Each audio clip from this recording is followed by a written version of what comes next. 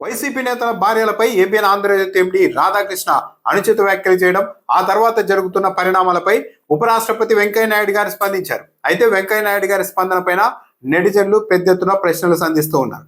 వెంకయ్యనాయుడు గారు చెబుతూ ఉన్నారు, కారణం ఏదైనా సరే పత్రికలపైన భౌతిక దాడులు చేయడం కరెక్ట్ కాదు.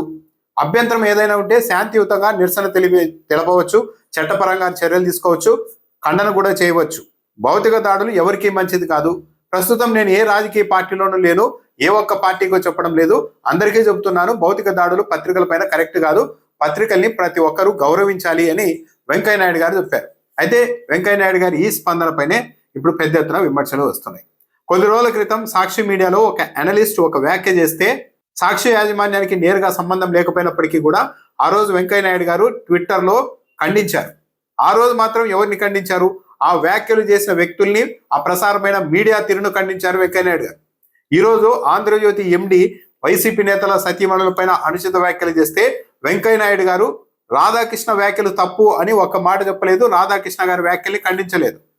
పైగా ఆంధ్రజ్యోతి కార్యాలయాల పైన భౌతిక దాడులు కరెక్ట్ కాదని మాట్లాడుతూ ఉన్నారు.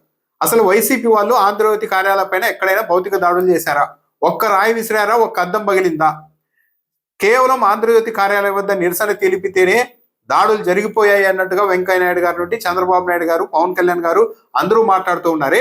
ఇక నిజంగానే వైసీపీ వాళ్ళు దాడులు చేసి ఉంటే వైసీపీ వాళ్ళని ఈ రాష్ట్రంలో ఉండనిచ్చే వాళ్ళ అన్న అభిప్రాయం కూడా కలుగుతోంది. వెంకయ్యనాయుడు గారు ఆ రోజు సాక్షి డిబేట్ లో ఒక అనలిస్ట్ చేసిన వ్యాఖ్యల్ని ఖండించారు. కానీ ఆ వెంటనే తెలుగుదేశం పార్టీ కార్యకర్తలు పెద్ద ఎత్తున రాష్ట్ర వ్యాప్తంగా సాక్షి కార్యాలయాల మీద దాడులు చేసి రాళ్లు రువ్వి కొన్ని చోట్ల సాక్షి కార్యాలయాల్ని తగలబెడితే ఒక్క మాట కూడా వెంకయ్యనాయుడు గారు మాట్లాడలేదు. సాక్షి కూడా ఒక పత్రికే కాబట్టి పత్రికల్ని మీరు గౌరవించాలి, ఏదైనా అభ్యంతరం ఉంటే చర్యలు తీసుకోవచ్చు, చట్ట ప్రకారం చర్యలు తీసుకోవచ్చు, లేదంటే శాంతియుతంగా నిరసన తెలపవచ్చు. ఇలా దాడులు చేయడం కరెక్ట్ కాదని వెంకయ్యనాయుడు గారు అనలేదు. వెంకయ్యనాయుడు గారు ఎందుకు అనాలి అన్నదానికి ఆయన ఉపరాష్ట్రపతిగా పనిచేశారు.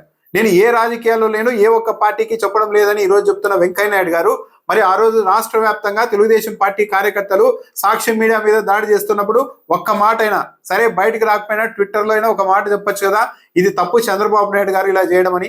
విశాఖపట్నంలో డెక్కన్ క్రానికల్ ఆఫీస్ ను తగలబెట్టారు తెలుగుదేశం పార్టీ కార్యకర్తలు టీడీపీ అధికారంలోకి వచ్చిన తర్వాతనే. ఆ రోజైనా వెంకయ్యనాయుడు గారు ఇలా పత్రికల పైన భౌతిక దాడులు, ఇలా హింసాత్మక దాడులు మంచిది కాదు అని చంద్రబాబు నాయుడు గారికి ఒక మాట చెప్పారా?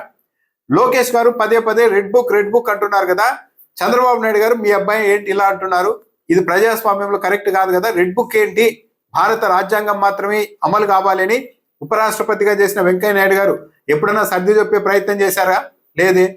అంబటి రాంబాబు గారి ఇంటి మీద ఏకంగా వేల మంది తెలుగుదేశం పార్టీ కార్యకర్తలు వెళ్ళి దాదాపు 7-8 గంటలు చుట్టుముట్టి బీభత్సం సృష్టిస్తే వెంకయ్యనాయుడు గారు ఈ రాష్ట్రానికి సంబంధించిన ఒక పెద్ద మనిషి తరహాలో ఒక్క మాట ఖండించారా?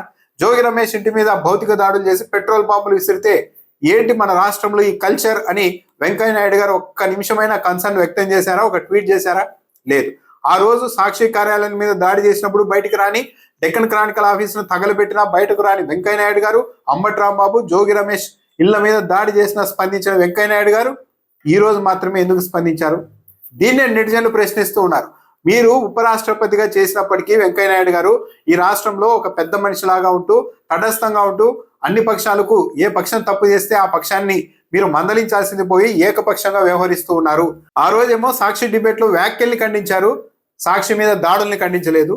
ఈ రోజు రాధాకృష్ణ చేసిన వ్యాఖ్యల్ని మీరు ఖండించడం లేదు.